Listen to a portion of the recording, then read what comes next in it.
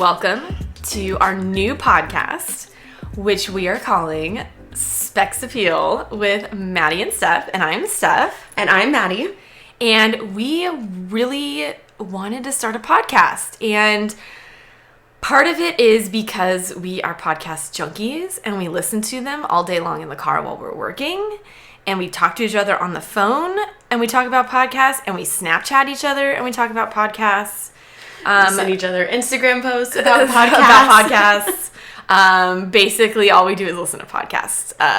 We both like true crime, but we're also big right now. The new thing for us now are the fiction podcasts. Yes. Because we don't have time to watch TV, so it's like we can just listen to the fiction And podcast. that's something that's really good about those podcasts is you can really see while you're listening what's happening. It's like reading a book.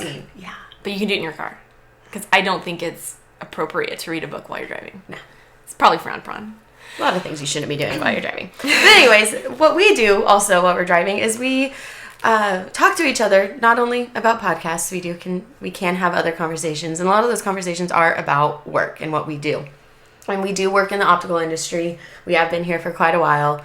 And a lot of our ideas, Steph likes to take them to videos. And we want to collaborate on something together. She won't do videos. And I won't do videos. So 4 days ago, we came up with the idea of a podcast. So here we are. It was like, hey, it would be cool if we did a podcast. It's like, do you want to do a podcast? And then it was, well, do you want to do a podcast? And it was like, all right, I'm coming over Saturday and we're going to record a podcast. And here we are now. Yes. So, I don't know if you caught it in the beginning. We are Specs Appeal. There's a little history behind that we might touch on at a later episode as well. But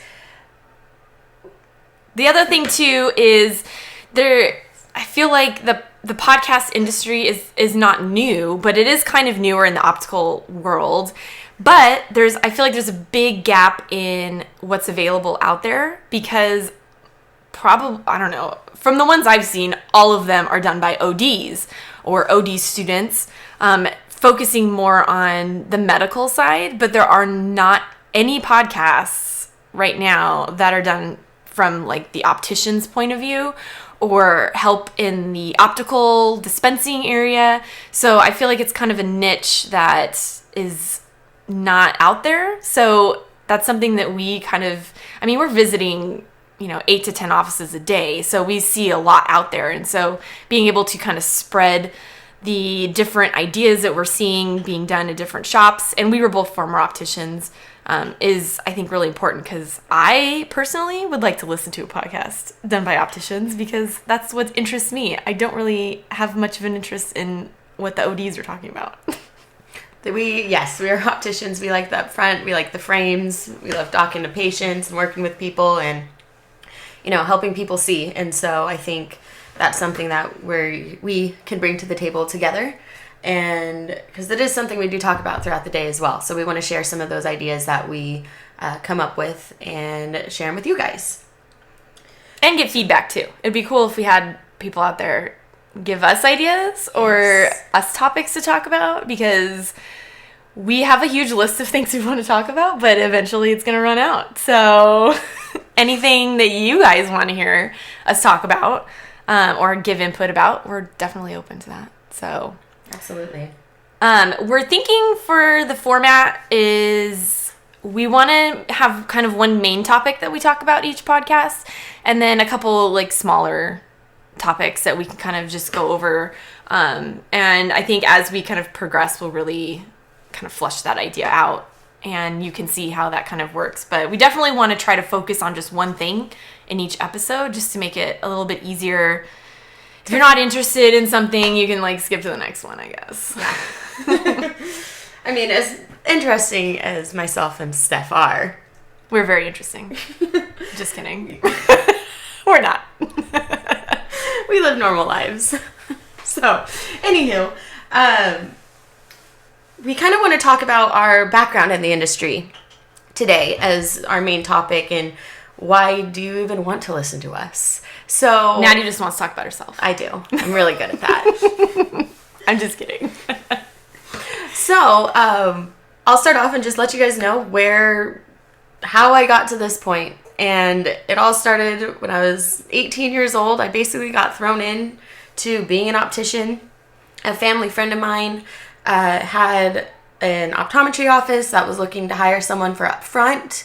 I applied, got it, and was thrown into this world of optics that I had no idea of.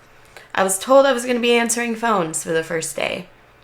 Not measuring glasses, not ordering, not having to know what a progressive is versus a bifocal and all these things. So I actually, once I got the hang of it, I really fell in love with it.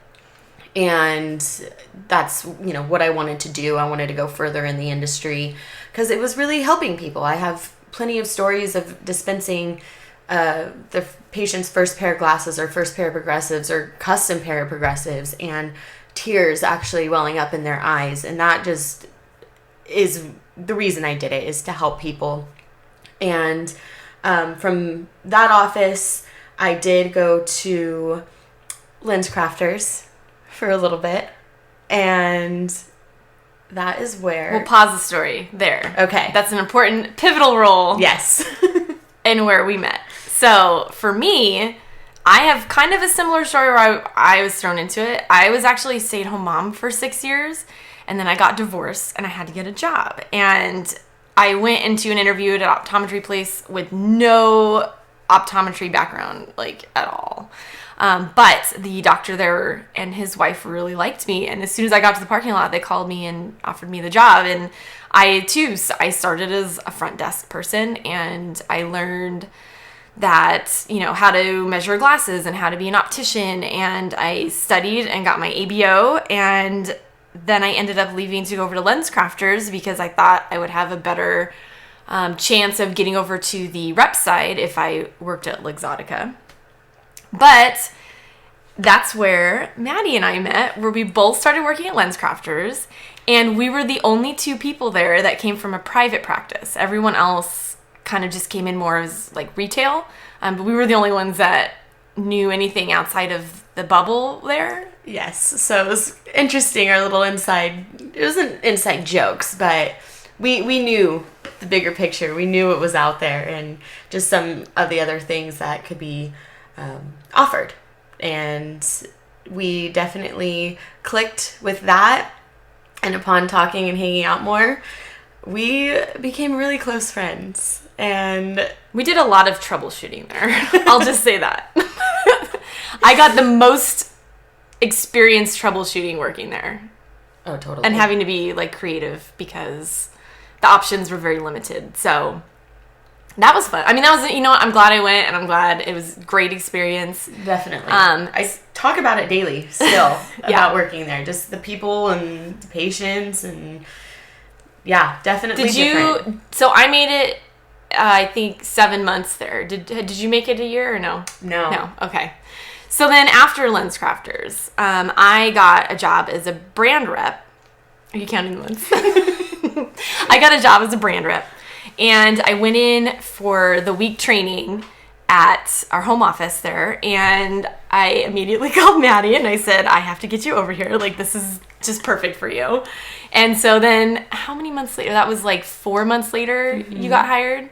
So I referred her over to my boss, and she killed the interview and ended up getting hired. And now we're working together again at a brand.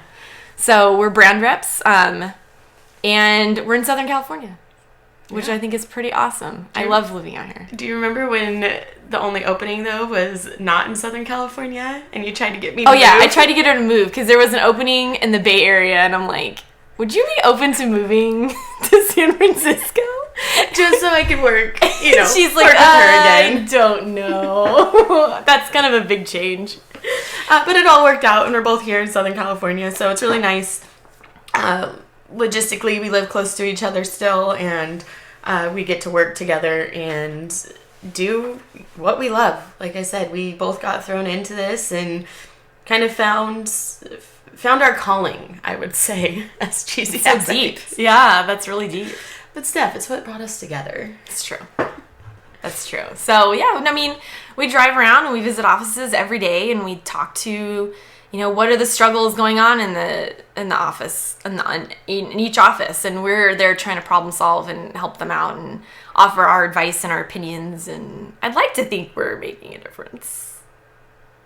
I think I'm making a difference.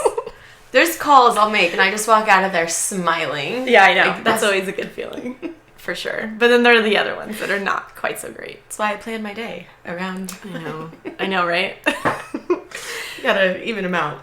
So, but yeah, no, we have experience being opticians, and we've been there. We've had, those patients that just drive you crazy, and you wish you could just kick them out of the office, or you see them walking through the parking lot, and you're just like, oh no. You go hide in the back.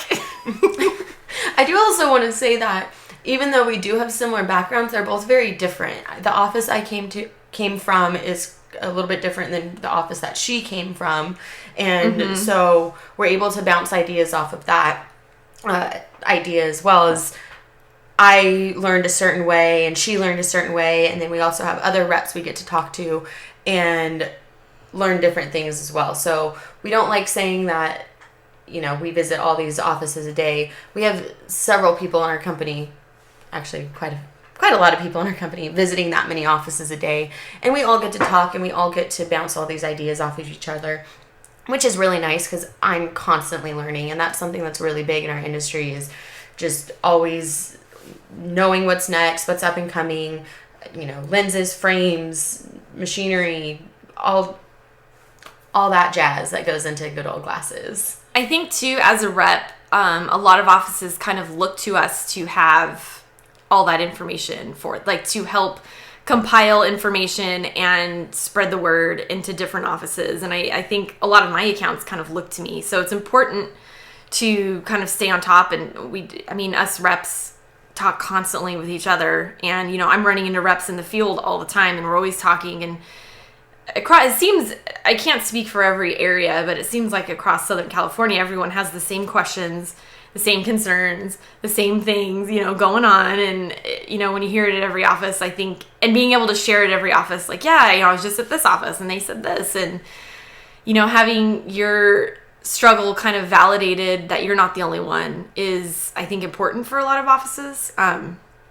So that kind of coming full circle here, that kind of comes back to this podcast where we just want to, we're very small here out in Southern California, and I feel like it'd be cool to have a bigger reach for more people and to hear what other people are, what they're doing and different ideas. Like, I'm always open to ideas, like to the point where I bug Maddie constantly on Snapchat with ideas that I have. And she's just like, oh God. Like, I think she snapped at me last night and was like, all right, what's your idea?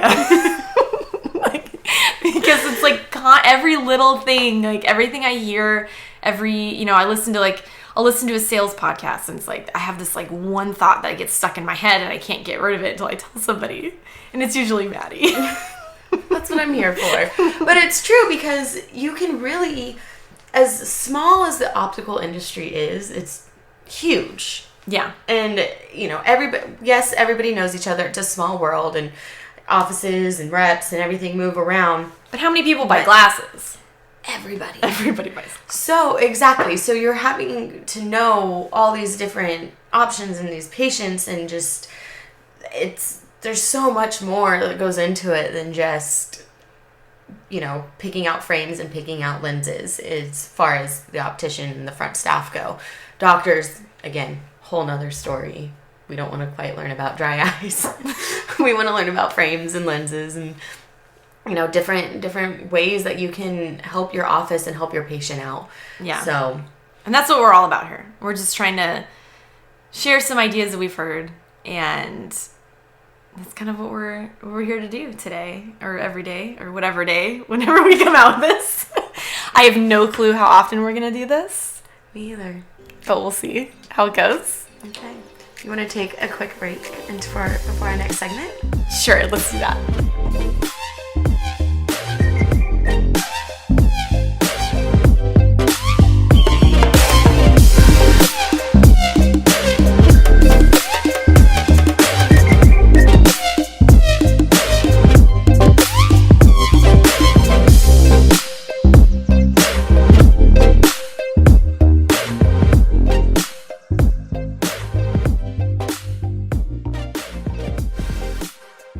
Okay, so we're going to do a segment because in addition to being podcast junkies, we're also Reddit junkies. That's the other thing we talk about a lot too, or send each other Reddit links. But they have a glasses subreddit, and if you're not familiar with Reddit, there's different groups you can follow that are called subreddits. So any type of interest you have, you can follow it, and other people can post about that specific topic. So there is one on glasses. However, some of the questions I feel like are best answered by opticians. And they're not always opticians only on this. Yeah, especially on the glasses one, because they're just people that buy glasses online. So we thought it'd be cool to pick out some questions and do a new question every week and answer it ourselves and kind of go from there. So for today's question the subject is progressives or bifocals. And it says, which should I try first? Is the deal basically that people who can tolerate progressives use them and the people who can't adapt go with bifocals? I generally have difficulty adapting to weird distortions and peripheral vision effects, so I'm leaning towards bifocals. So let's discuss for just a moment the question about progressive versus bifocals. What are your thoughts? Did I just throw that at you too fast? You did. I've always been against bifocals. Sure. Just, it's older technology, and there's just progressives. One, it's the no-line bifocal. You're always trying to get your patients to look younger, because multifocal. It's aesthetics, for sure. Exactly. Nobody wants to look old. So, getting in the progressive obviously eliminates that. But then, just the newer progressives, I think, really do help with what her issues are, being the peripheral distortion and things. We're able to really get wider zones now, and compared to when people who used to wear bifocals, who currently wear bifocals, because when the first progressives came out, they couldn't adapt because of how bad they were. So that's my take, is I would go for progressives and just go for the best, because there's the best out there. For sure. And I think, too, one of the big things, difference-wise, between progressives and bifocals is the intermediate. And, people use computers. People are glued to their phones and their tablets. And with bifocals, you don't get that specific zone in there. You just get distance and reading, and that's it. So, and stuff like this, these type of questions, it's kind of like, I get kind of annoyed because they'll say something like, I heard from a friend of a friend that they didn't like progressives, so I don't think I'm going to like progressives. When in reality, you have no clue what they tried. I mean, they could have tried them back in the year 2000 using something then, and maybe they bought them, or maybe they bought them online and they didn't work out. Like, you really don't know what the specifics are for the glasses. So I always get really annoyed when I hear, well, I'm just going to go with the bifocal because so-and-so didn't like progressives, and I don't think I'm going to like progressives. And there's so many other factors, other factors within that, and that's, something that I've tried to instill onto patients, where it's like, just because it didn't work for them doesn't mean it's not going to work for you. Yeah, there's a lot of cases of that, and just everyone is different and does see different. So we're not saying that, I mentioned I would go for progressives for her. If I do try it out for her and it doesn't work out, there's always other options. So you always have to be open to trying different things, and not, if it doesn't work one time, just change it and give up. Just totally give up on it. Because that tends to happen too. We tell our patients, give it 2 weeks to adapt, and patients don't do that. So I think that's just something, it is case by case, but we also want to make sure that we are going over that with, our patients. This isn't a last resort. There's definitely other things to try before we give up. Yeah. So, if we posted that on Reddit, how do you think our response would be? Downvotes. Would we get some up? Darn.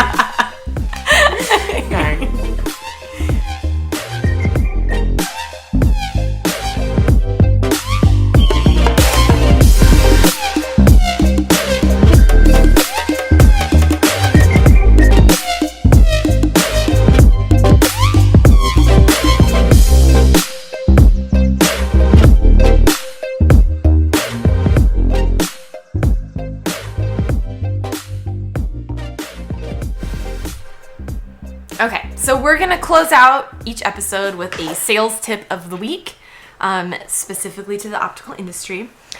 So this week's sales tip of the week is to utilize POP in your office. So it could be a lot of different things, different material samples based off the patient's prescription, whether it be pictures or whether it actually be in a frame. Could be enhancements like polarized or non-polarized, anti-glare versus non-anti-glare. The new thing right now is blue light. Mm-hmm. Blue light's a big thing that you can show your patients. So how, Steph, if I was in an optical setting and I needed POP, how would I get this? You ask your brand reps.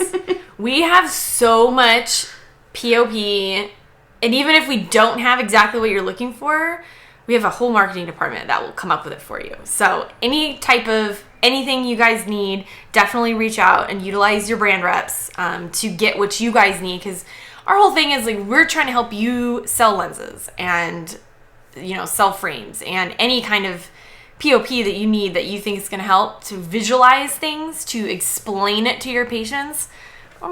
We've got it. We could easily come up with something for you. Totally. That's a big thing, is visualizing for your patients. I use the example is we're in this industry. We're working here every single day, and our patients only come in once every year, once every 2 years, if that. If you're lucky. Yeah, exactly. It's always what they say. So having something that they can really see, look at, feel, so they really understand what you're saying is, I think, really important for your patients to get the best pair of glasses that you as the optician can get them. Yeah. And I think the main takeaway is don't be afraid to ask your reps for what you need. So that's what we're here for, is to help you guys out. And I get asked a lot about things, and I have to sometimes kind of Frankenstein a thing together, but I'll do whatever it takes to help my offices sell more. And that's kind of where we're at with that. So, do you have anything else you'd like to add for this inaugural episode of the Specs Appeal with Maddie and Steph? That was nerve-wracking. But it was a lot of fun. I think it'll improve as we go on here. Totally. This is definitely our first go at it. If you guys want to know a little secret, we are currently recording on one mic. No headphones. We're just banging it out. We are, but this is, like we said, this idea came to us 4 days ago, so we needed to make it happen. And can I tell them the backstory on Specs Appeal? Sure. Yeah, go ahead. Go for it. When we were at Lens Crafters, we would have, what nights were they? Tuesday nights? Monday nights. Monday nights. We would go to trivia at a local restaurant. Yeah, in Old Town.